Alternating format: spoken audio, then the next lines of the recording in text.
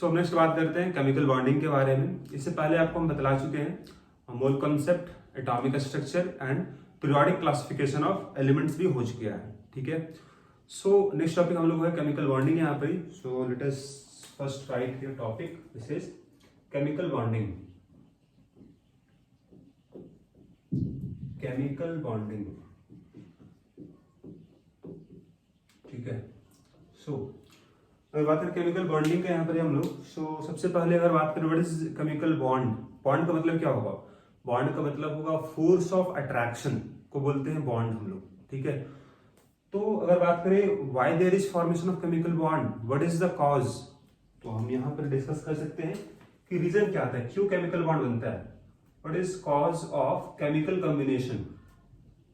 Chemical combination मतलब atom वगैरह combine क्यों करता है, why they form chemical bond, what is the reason. तो इसके यहाँ पहला रीजन होगा, तो पहला रीजन यहाँ पर होगा टू ऑब्टेन स्टेबिलिटी और लोअरिंग ऑफ एनर्जी। तो यहाँ पर पहला रीजन यहाँ बोल सकते हो आप इस वाले पार्ट का, पहला रीजन होगा टू ऑब्टेन स्टेबिलिटी, मतलब वो स्टेबल होता है, बॉन्ड बनाने से बाद वो स्टेबल हो जाता है। और लोअरिंग ऑफ एनर्जी, कोई भी केमिकल बॉन्ड कहीं बनेगा तो एनर्जी कम हो जाएगा, मतलब एनर्जी रिलीज हो जाएगा। सिंपल ये याद रखना आप लोग, केमिकल बॉन्ड अगर बनेगा तो बॉन्ड बनने में एनर्जी रिलीज होगा और बॉन्ड तोड़ने में एनर्जी अब्जॉर्ब करेगा। दो टर्म है, बॉन्ड फॉर्मेशन में एनर्जी रिलीज करेगा और बॉन्ड ब्रेकिंग में एनर्जी अब्जॉर्ब करेगा। सिंपल अगर यही आपके पास है तो अगर इसको ब्रेक करना होगा, इस बॉन्ड अगर सपोज मान लो केमिकल बॉन्ड है यहाँ पर, अगर इसको ब्रेक करना होगा आपको तो यहाँ हीट आपको देना होगा, इसको हीट अब्जॉर्ब करेगा ये, तभी इसका बॉन्ड ब्रेक होगा। जैसे एग्जांपल यहाँ ब्रेक और समझ लो आप, जैसे मान लो suppose there are two person A और बी, सपोज ए है और बी है, अभी दोनों के बीच में अगर बॉन्ड बनेगा मतलब हम यहाँ समझ रहे हैं इस तरह से, सपोज यहाँ दो पर्सन है, अब दोनों के बीच में अगर फ्रेंडशिप होगा तो फ्रेंडशिप होने के लिए हम क्या बोलते हैं, तो इसको हम अगर समझते हैं यहाँ पर इस तरह से देखिए, सपोज ए और बी दो पर्सन है और इसके बीच में अगर फ्रेंडशिप बन रहा है, फ्रेंडशिप को मान लो आप बॉन्ड की तरह, बॉन्ड क्या है, फोर्स ऑफ अट्रैक्शन है, फ्रेंडशिप भी क्या है, फोर्स ऑफ अट्रैक्शन ही है दो पर्सन के बीच में। तो अगर यहाँ फ्रेंडशिप कैसे बना होगा, जब ए कुछ गिफ्ट देगा बी को, बी कुछ गिफ्ट कर रहा है ए को, तो वहां पर क्या हो रहा है, वहां पर मनी यूज हो रहा है ना। तो इस केस में यहाँ पे क्या होने वाला है, यहाँ मनी का रिलीज हो रहा है बोल सकते हो आप, मनी मतलब यहाँ मनी यहाँ बोल सकते हो कम हो रहा है। जैसे यहाँ पर क्या कम हो रहा था, एनर्जी यहाँ कम हो रहा था, या फिर बोलो एनर्जी यहाँ रिलीज हो रहा था, उसी तरह से यहाँ पर ही क्या होगा, यहाँ पर ही मनी पैसा यहाँ पर रिलीज होगा या पैसा यहाँ पर कम होगा। ठीक है, तो पहला पॉइंट यहाँ पर डिस्कस हो गया आपका, टू ऑब्टेन स्टेबिलिटी बोलो या फिर बोलो लोअरिंग ऑफ एनर्जी। ठीक है ना, यहाँ सेकंड रीजन क्या होगा इसका, सेकंड रीजन होगा to obtain inert gas configuration. Inert gas configuration, ठीक है। क्या मतलब इसका, इनर्ट गैस आपको बतला चुके हैं, मतलब नोबल गैस। जैसे अगर मान लेते हीलियम है, नियॉन है, आर्गन, क्रिप्टन, ज़ीनॉन और radon, these are noble gases. तो अगर बात करें हीलियम में कॉन्फ़िगरेशन क्या होता है, दिस इज 1s2 होता है, लेकिन बाकी सब में अगर देखो सबसे बाहर वाले सेल में क्या कॉन्फ़िगरेशन होगा, तो s में 2 इलेक्ट्रॉन होगा और p में इलेक्ट्रॉन हो जाएगा 6। एग्जाम्पल के लिए हम आपको बता देते हैं, देखिए आप सपोज नियॉन और आर्गन है, तो नियॉन कॉन्फ़िगरेशन अगर लिखते हो आप, जैसे एटॉमिक नंबर 10 होता है, तो दिस इज 1s2, 2s2 और 2p6, this is valence shell. तो वैलेंस सेल में कॉन्फ़िगरेशन यहाँ देखो, s में 2 इलेक्ट्रॉन है, p में 6 इलेक्ट्रॉन है। फिर अगर आप आर्गन को भी यहाँ चेक कर लो आप, तो आर्गन एटॉमिक नंबर 18 होता है, तो यहाँ भी देख सकते हो आप 1s2, 2s2, 2p6, 3s2 और 3p6। यहाँ भी देख सकते हो आप कि यहाँ भी सबसे बैलेंस सेल में देखो आप, s में 2 इलेक्ट्रॉन है, p में 6 इलेक्ट्रॉन है।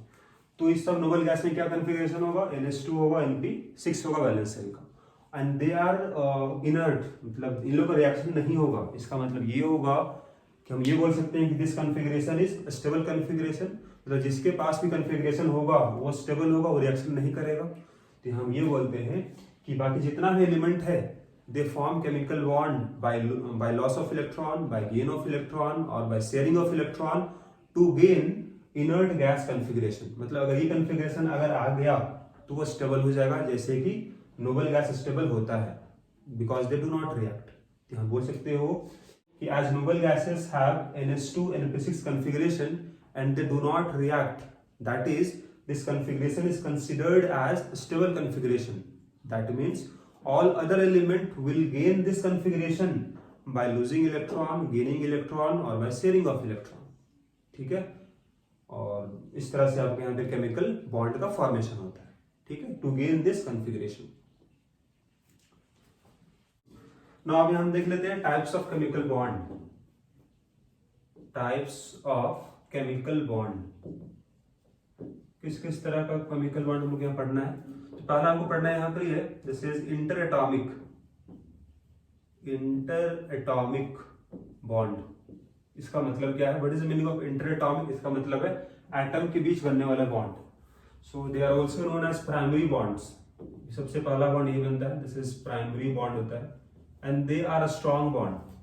इन लोग काफी स्ट्रॉन्ग बॉन्ड होता है, स्ट्रॉन्ग बॉन्ड होता है. ठीक है. सो अगर बात करें इसमें टाइप क्या क्या आएगा, तो इसमें पहला पढ़ सकते हो आप, this is ionic bond. Second हो जाएगा कोवेलेंट बॉन्ड. फिर हो जाएगा कोऑर्डिनेट बॉन्ड, मेटालिक बॉन्ड. सो इस तरह से आपके पास यहाँ पर डिफरेंट टाइप्स ऑफ बॉन्ड बनेगा. तो हम लोग यहाँ पर देखने वाले वन बाय वन इस सब टॉपिक को. अगर यहाँ देखो आप, तो लगभग इस वाले केस में अबाउट 200 to 400 होगा किलो जूल पर मोल इसका bond energy. So this value is what, this is bond energy. और आपको हम बतला चुके हैं what is the meaning of bond energy. इसका मतलब होता है कितना एनर्जी लगेगा बॉन्ड तोड़ने में.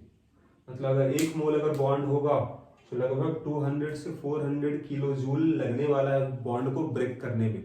आप इसको ऐसे भी बोल सकते हो कि बॉन्ड जब बन रहा होगा तो इतना सारा एनर्जी रिलीज किया होगा. जितना एनर्जी रिलीज करेगा उतना ही एनर्जी अब्जॉर्ब भी करता है बॉन्ड तोड़ने में. ठीक है. सो ये तो बात हो यहाँ पे पहला इंटर एटॉमिक बॉन्ड. सेकंड हम यहाँ बात कर लेते हैं. सेकंड हो जाएगा inter molecular bond. Inter molecular bond इसका मतलब क्या हो जाएगा, जैसे यहाँ बताया आपको हम कि एटम के बीच में बॉन्ड बनेगा. यहाँ मतलब यहाँ पर क्या होगा, यहाँ मॉलिक्यूल के बीच में बॉन्ड बनेगा. इसका मतलब होगा इंटर मॉलिक्यूलर बॉन्ड, इसीलिए यहाँ बोला जा रहा है. यहाँ पर कौन कौन सा टाइप आपके पास है, पहला हो जाएगा यहाँ पर वैन डर वाल फोर्स ऑफ अट्रैक्शन. दूसरा हो जाएगा यहाँ पर इसी का टाइप है, दिस इज हाइड्रोजन बॉन्ड पढ़ना है. ठीक है. सो यहाँ भी इसका 2 टाइप हो जाएगा. पहला हो जाएगा this is intramolecular hydrogen bond. और इसका आपका सेकंड हो जाएगा यहाँ पर second one is intermolecular hydrogen bond. ठीक है.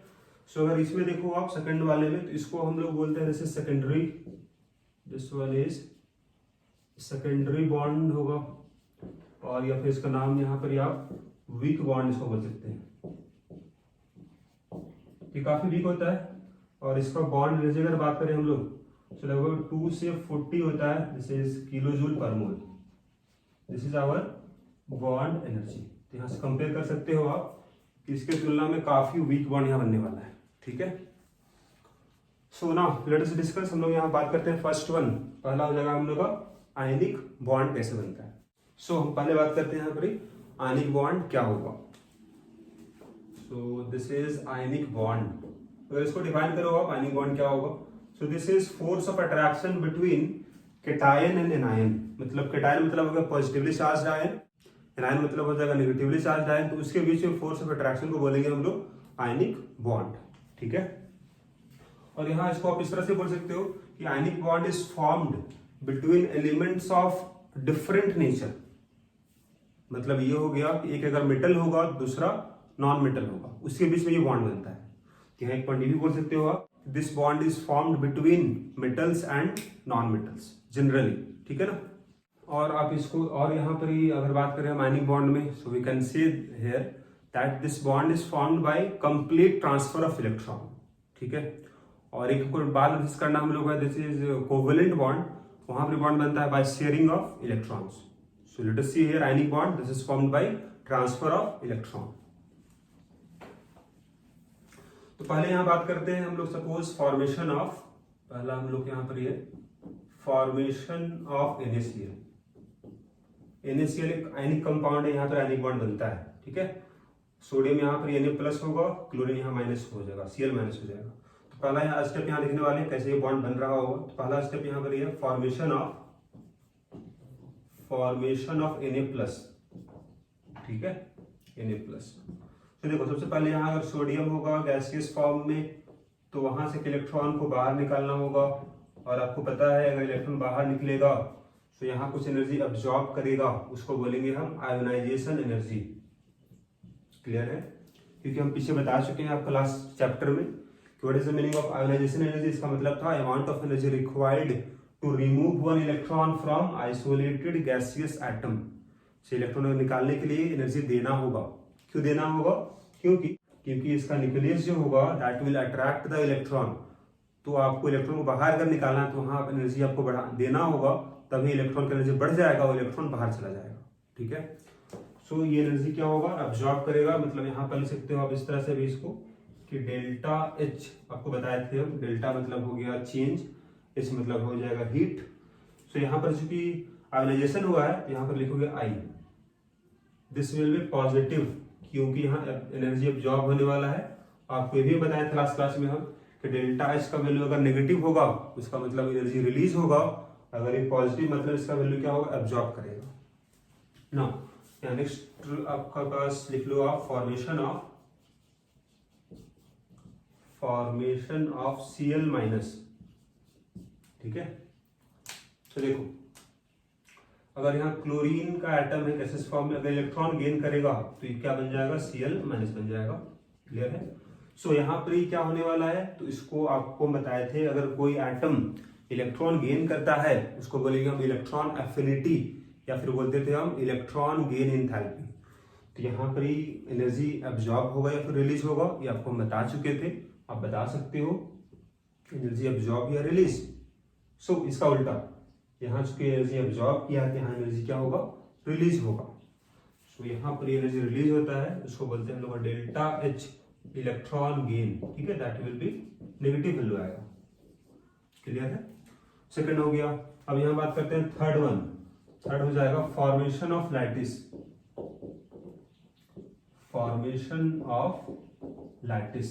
लैटिस का मतलब होता है कि सॉलिड स्टेट का बनना, ठीक है। अभी यहाँ पर अभी गैसियस फॉर्म में। तो जरा एक बात ये भी यहाँ पर देख लो, अभी बताया था आपको, बॉन्ड क्यों बनता है, to gain inert gas configuration और नोबल गैस कॉन्फ़िगरेशन। इसका मतलब सबसे बाहर वाले सेल में कितना इलेक्ट्रॉन होगा, 8 इलेक्ट्रॉन होगा। और we can say to complete octet. जैसे अगर हम बोले what is noble gas configuration, s में 2 इलेक्ट्रॉन था और पी में 6 इलेक्ट्रॉन, 2 + 6 8 हो जाएगा, and this is known as octet. मतलब ये होगा कि कोई बॉन्ड क्यों बनाता है, to complete octet of electron in valence shell. तो इसका यहाँ देख सकते हो आप, सोडियम का कॉन्फ़िगरेशन यहाँ पे क्या आएगा, जो कि इसमें 11 इलेक्ट्रॉन होगा। सो पहला सेल में 2 होगा, 8 होगा, फिर 1 होगा। सो यही एक इलेक्ट्रॉन यहाँ लॉस कर दिया, अब कॉन्फ़िगरेशन क्या होगा, 2 होगा, 8 होगा। तो यहाँ चेक कर लो आप, सबसे बाहर वाले सेल में अब यहाँ पर 8 इलेक्ट्रॉन है, मतलब कंप्लीट ऑक्टेट कर लिया इसने।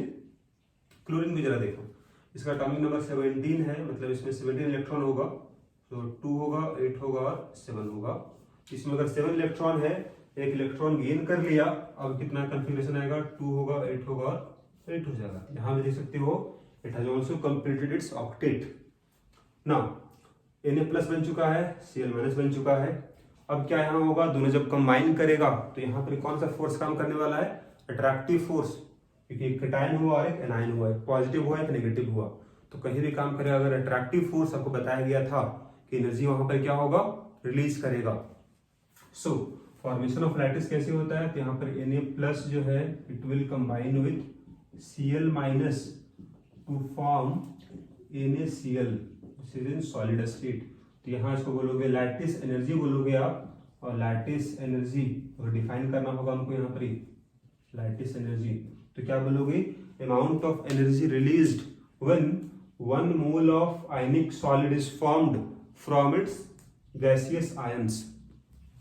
सो लैटिस एनर्जी क्या होगा, this is amount of energy released, amount of energy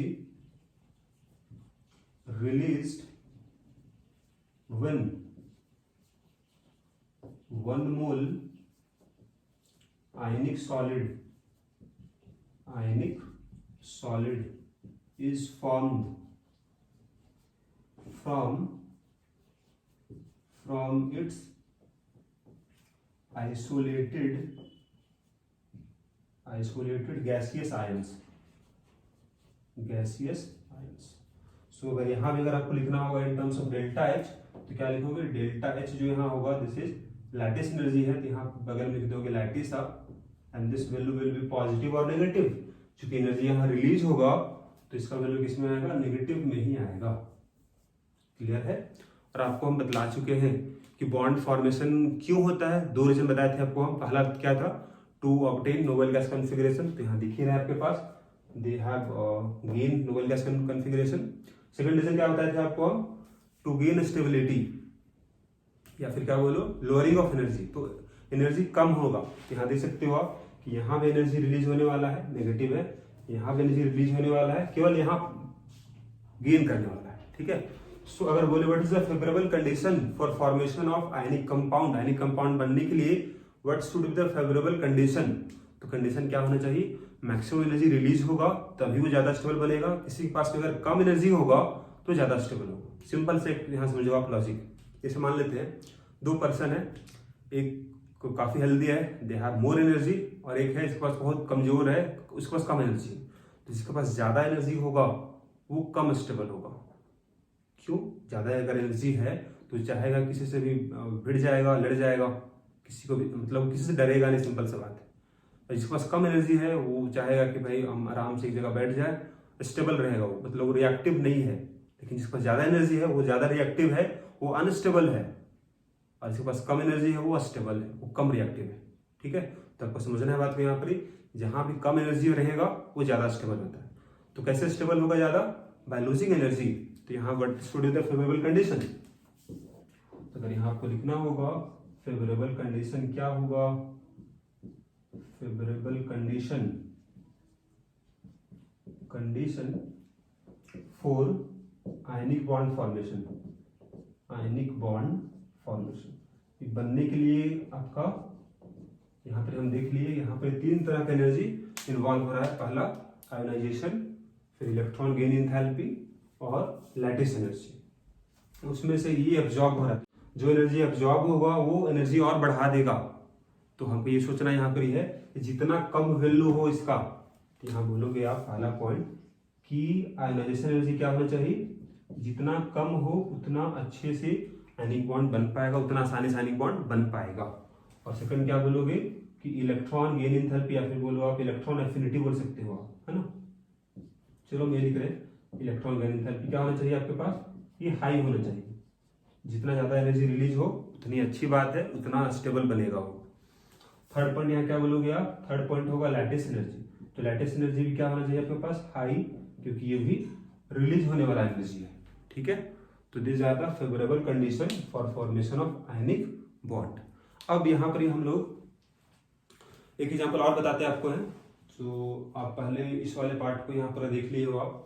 तो जैसे पहला देखिए हम फॉर्मेशन ऑफ NaCl, हम देखने वाले हैं second one formation of magnesium oxide. So हम नेक्स्ट देख लेते हैं आपका formation of, next one is formation of magnesium oxide. ये भी एक आयनिक कंपाउंड है। तो यहाँ पहला स्टेप क्या होगा, पहला स्टेप हो जाएगा फॉर्मेशन ऑफ Mg+2 आयन। तो कैसे बना होगा, मैग्नीशियम 2 इलेक्ट्रॉन यहाँ लॉस किया होगा, बना होगा Mg+2, 2 इलेक्ट्रॉन लॉस किया होगा गैसेस फॉर्म में अगर यहाँ पर ही है। So this is ionization energy, यहाँ पर ही अब्जॉर्ब करेगा। सेकेंड स्टेप क्या होगा, फॉर्मेशन ऑफ O-2, जैसे ऑक्साइड आया, ये +2 होगा, ये -2 होगा, वैलेंसी इसका 2 होता है, इसका भी 2 वैलेंसी होता है। सो यहाँ पर ऑक्सीजन जो है this will gain 2 electron to form O-2 बना देगा। तो यहाँ भी कन्फिग्रेशन अगर देखो आप, मैग्नीशियम का हो जाएगा 2 होगा, दिस इज 8 और ये हो जाएगा 2, क्योंकि इसका एटॉमिक नंबर होता है 12, 282, 2 लॉस कर दिया तो कन्फिग्रेशन आ गया, नोबल गैस आ गया, 28 हो गया।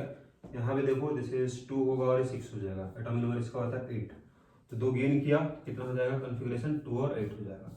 सो they have obtained noble gas configuration, मिल गया इसको आपका। अब यहाँ पर थर्ड स्टेप क्या हो जाएगा, थर्ड स्टेप हो जाएगा formation of lattice. Formation of lattice, lattice का सिंपल मतलब बोलोगे अगर आप, तो बोलोगे आप solid state of ionic compound, मतलब आयनिक कंपाउंड किस फॉर्म में रहेगा सॉलिड स्टेट में, सोडियम होगा, उसके हर तरफ Cl- हो जाएगा, तो क्या बनाएगा NaCl बनाएगा, और हर एक Cl के चारों तरफ क्या होगा, सोडियम होगा। तो एक चैप्टर ही है आपका सॉलिड स्टेट नाम का, जिसको आपको पढ़ना है, वहाँ डिटेल में बताया जाएगा आपको कि आयनिक कंपाउंड किस तरह से आपको एग्जिस्ट करता है सॉलिड स्टेट में, ठीक है। सो ये किस तरह से बना होगा, तो Mg+2 आयन और O-2 आयन, ये दोनों आपके पास कंबाइन करेगा and they will form MgO बना देगा, दिस इज सॉल्ट। यहाँ होगा लैटिस एनर्जी, ये भी एनर्जी क्या होगा, रिलीज होगा, ठीक है। और यहाँ बोल सकते हो this is electron gain delta H, electron gain enthalpy, energy हो गया, क्लियर है। अब अगर यहाँ देखें हम लोग इस वाले कंपाउंड के लिए, तो इसका वैल्यू पॉजिटिव होता है, यहाँ तो कोई डाउट है ही नहीं। और आपको हम बताए थे लास्ट क्लास में कि ऑक्सीजन जब 2 इलेक्ट्रॉन गेन करता है तो इस वाले केस के लिए डेल्टा H का वैल्यू क्या यहाँ पर आता है, दिस विल कम पॉजिटिव। कारण क्या होता है इसका यहाँ पर, क्योंकि यहाँ 2 इलेक्ट्रॉन गेन कर रहा है, पहला इलेक्ट्रॉन अगर गेन करेगा तो पहला स्टेप के लिए एनर्जी रिलीज करेगा, लेकिन सेकंड स्टेप जो इलेक्ट्रॉन गेन करेगा, सेकंड इलेक्ट्रॉन जो गेन करेगा उस केस में बताए थे आप लोग को वहाँ एनर्जी एब्जॉर्ब करता है, काफी ज्यादा एब्जॉर्ब करता है, दोनों अगर मिला दो आप तो पॉजिटिव वैल्यू ही आता है, ठीक है। फिर यहाँ देखो तो इस वाले केस में लेटेस्ट एनर्जी क्या होगा, तो एनर्जी रिलीज होता है तो नेगेटिव हो जाएगा, क्लियर है। एक और यहाँ देख लेते हैं हम लोग है। फिर अगर हम यहाँ बात करते हैं नेक्स्ट वन आपका फॉर्मेशन ऑफ पोटेशियम ऑक्साइड, जरा इसको देख लो आप, ठीक है। यहाँ पोटेशियम का एटम 2 है, सपोज यहाँ 2 एटम पोटेशियम का है, ऑक्सीजन का यहाँ पर 1 एटम है, क्लियर है। अब जरा देखना तो पोटेशियम कन्फिग्रेशन क्या होगा, पोटेशियम कन्फिग्रेशन हो जाएगा दिस इज 2 होता है, 8 होता है, 8 और 1 होता है, ठीक है। इसमें एक इलेक्ट्रॉन जो है वो लॉस करता है, तो हम यहाँ पर केवल दिखाने वाले हैं जो इलेक्ट्रॉन लॉस करेगा। इसके पास एक इलेक्ट्रॉन है जो ये लॉस करेगा, इसके पास भी चूंकि सेम एटम है एक इलेक्ट्रॉन होगा जो ये लॉस करेगा। इसके पास क्या है, वैलेंस शेल में देखो आप ऑक्सीजन का, तो वैलेंस शेल इसका 2 होगा और 6 होगा, तो इसके पास 6 इलेक्ट्रॉन है, सपोज 1 2 3 4 5 6, क्लियर है। तो यहाँ पर क्या होगा, ट्रांसफर ऑफ इलेक्ट्रॉन होगा, ये इलेक्ट्रॉन इसको मिल जाएगा, ये इलेक्ट्रॉन इसको मिल जाएगा। तो क्या होगा, जब ये इलेक्ट्रॉन जब यहाँ ट्रांसफर हो जाएगा तो अब ये लॉस चला गया, तो अब इसके पास सबसे बाहर वाले सेल में कितना इलेक्ट्रॉन रहेगा, 8 इलेक्ट्रॉन रहेगा, मतलब ये अपना कंप्लीट कर लेगा ऑक्टेट। उसी तरह से इसके पास भी ये 2 इलेक्ट्रॉन गेन कर रहा है ना 2 एटम से, तो 6 पहले था और 2 गेन कर लिया तो 8 हो जाएगा, इसका भी कंप्लीट ऑक्टेट हो जाएगा, ठीक है ना। सो आप इसको यहाँ बना सकते हो इसको जिस तरह से कि पोटेशियम 2 है, अब लॉस कर दिया इलेक्ट्रॉन, ये क्या बन जाएगा, प्लस बनने वाला है, और ऑक्सीजन जो था 2 इलेक्ट्रॉन गेन कर लिया तो अब क्या बन जाएगा, -2 बन जाएगा। तो इसको आप यहाँ पर इस तरह से दिखा सकते हो आप यहाँ पर ही, और यहाँ दिखा देना इलेक्ट्रॉन आप, इसके पास पहले से 6 इलेक्ट्रॉन था वैलेंस शेल में और 2 इलेक्ट्रॉन गेन किया दोनों का, तो इस तरह से इसके पास 8 हो गया, क्लियर है। इसी तरह से आप यहाँ दिखा सकते हो आप लास्ट जो कंपाउंड यहाँ बनाया आपको, दैट इज MgO का। तो इस वाले केस में क्या था, Mg के पास कितना वैलेंस शेल में इलेक्ट्रॉन था, 2 इलेक्ट्रॉन था, चलो 2 यहाँ बना लो आप। ऑक्सीजन में कितना इलेक्ट्रॉन था वैलेंस शेल में, तो इसमें 6 होता है। तो क्या यहाँ करना होगा कि 2 इलेक्ट्रॉन जो है यहाँ पर चला जाएगा, तो क्या बनने वाला है यहाँ पर, ये बन जाएगा आपका Mg+2 बन जाएगा, 2 लॉस कर दिया और ये 2 गेन कर लिया, तो इस पे चार्ज क्या डेवलप हो जाएगा, यहाँ पर -2 हो जाएगा।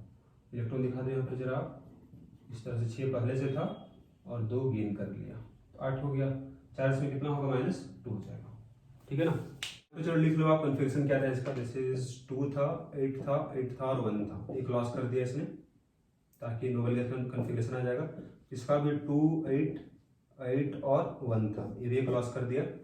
इसका कन्फिग्रेशन क्या था, 2 था और 6 था, तो 2 गेन किया 8 हो गया।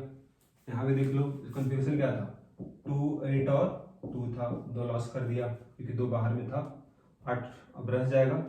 इसके पास 2 और 6 था, 2 गेन किया तो अब 8 हो जाएगा यहाँ पे, ठीक है। सो अगर आप यहाँ जगह दिखाना चाहते हो कन्फिग्रेशन यहाँ पे क्या हो गया होगा, तो इलेक्ट्रॉन लॉस कर दिया तो अब कन्फिग्रेशन कितना हो जाएगा, 2 हो जाएगा, 8 और 8 हो जाएगा।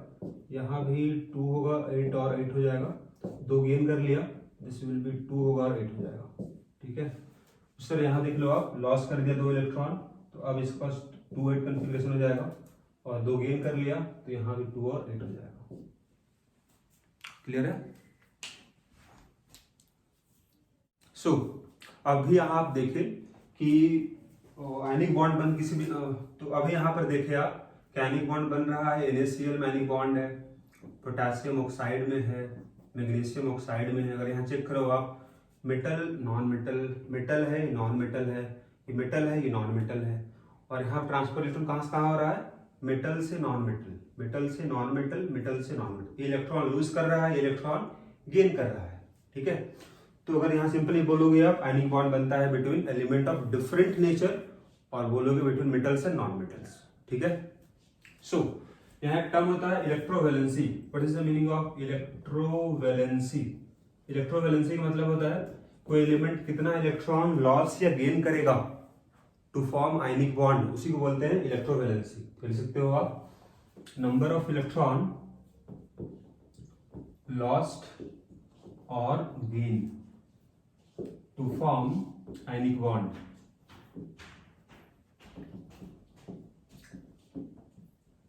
ठीक है ना। सो मेटल इलेक्ट्रॉन लॉस करेगा, नॉन मेटल इलेक्ट्रॉन गेन करेगा।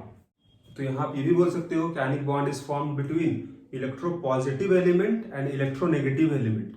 इलेक्ट्रोपॉजिटिव कौन होगा, जो इलेक्ट्रॉन लॉस करेगा। इलेक्ट्रोनेगेटिव कौन होगा, जो इलेक्ट्रॉन गेन करेगा।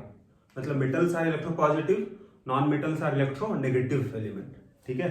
सो अगर यहाँ बात करते हैं मेटल होगा और नॉन मेटल होगा तो इसके बीच में जो बॉन्ड बनेगा that will be ionic bond बनेगा। मतलब कंपाउंड क्या होगा, that will be ionic compound बन जाएगा, आयनिक कंपाउंड बनेगा, ठीक है। सो यहाँ हम देख लेते हैं कि कौन कौन सा मेटल कहाँ प्रेजेंट होगा। तो मेटल जनरली कहाँ प्रेजेंट होता है, तो ग्रुप 1 में, ग्रुप 2 में और ग्रुप 13 में। तो मेटल प्रेजेंट आपके पास है group 1, group 2, this is alkali metals, alkaline earth metals. Group 13 में आपके पास एल्युमिनियम मेटल है वहां पर। सो यहाँ पे कौन कौन सा मेटल प्रेजेंट है ग्रुप 1 में, अल्कली मेटल में, this is lithium, sodium, rubidium, caesium, ठीक है। रेडियो एक्टिव एलिमेंट के हम लिखने वाले नहीं हैं क्योंकि they are not stable, they do not form stable compounds. So configuration क्या होगा सबका, दिस इज इनर्ट गैस हो जाएगा और बाहर वाले सेल में 1 इलेक्ट्रॉन होगा, तो 1 इलेक्ट्रॉन लॉस कर देता है इन लोग है। तो व्हाट इज इलेक्ट्रोवैलेंसी, इलेक्ट्रोवैलेंसी कितना आएगा, 1 आ जाएगा सबका। ग्रुप 2 में कौन कौन एलिमेंट है, this is beryllium, magnesium, calcium, strontium, barium. Configuration क्या होता है इसका, इनर्ट गैस कॉन्फ़िगरेशन और NS2 होता है, 2 इलेक्ट्रॉन यहाँ लॉस कर देगा इन लोग। ग्रुप 13 में कौन कौन सा मेटल है, दिस इज एल्युमिनियम, गैलियम, तो ये 2 कम से कम एलिमेंट आप मेटल याद रखना आप लोग। तो कन्फ्यूजन क्या इसका होगा, inert gas, this is NS2 और NP1 होता है। तो 2 और 3 इलेक्ट्रॉन जो बाहर में वही लॉस करेगा तो क्या मिल जाएगा आपका, इनर्ट गैस कन्फिग्रेशन आ जाएगा। तो इलेक्ट्रोवैलेंसी इसका कितना होगा, 3 होगा। फिर तो बात होगा ग्रुप 13 तक का मेटल बात हो गया, दीज आर मेटल्स। अगर बात करें हम नॉन मेटल्स के बारे में, ठीक है ना, सो यहीं पर देख लो आप नॉन मेटल के बारे में, इसके नीचे जस्ट। तो ग्रुप 15 अगर देखो आप, यहाँ नॉन मेटल प्रेजेंट है, nitrogen, phosphorus, arsenic, antimony, bismuth. Confusion क्या होगा, इनर्ट गैस NS2 और NP3, ठीक है ना। तो वैलेंस शेल में कितना इलेक्ट्रॉन है, 3 + 2 5 है। तो अब ये क्या करता है, 3 इलेक्ट्रॉन गेन कर लेता है, 8 हो जाएगा। तो गेन कितना कर रहा है, 3 कर रहा है, मतलब इसका 3 होगा इलेक्ट्रोवैलेंसी। ग्रुप 16 देख लो, ग्रुप 17 देख सकते हो आप। यहाँ एलिमेंट है, this are element present in group 16। तो कन्फिग्रेशन से क्या होता है, this is inert gas NS2 और NP4। 4 2 6 इलेक्ट्रॉन इसके पास खुद है, 2 गेन कर लेगा, 2 गेन करके मतलब इलेक्ट्रोवैलेंसी 2 हो गया इसका। फिर 17 में फ्लोरीन, क्लोरीन, ब्रोमीन, आयोडीन है। तो ये सब का कन्फिग्रेशन क्या होता है, इनर्ट गैस होता है और NS2 और NP5 होता है। तो यहाँ देख लो आप कि इसके पास 5 + 2 7 इलेक्ट्रॉन है, एक गेन कर लेगा तो 8 हो जाएगा, मतलब इसका 1 होगा इलेक्ट्रोवैलेंसी। ठीक है।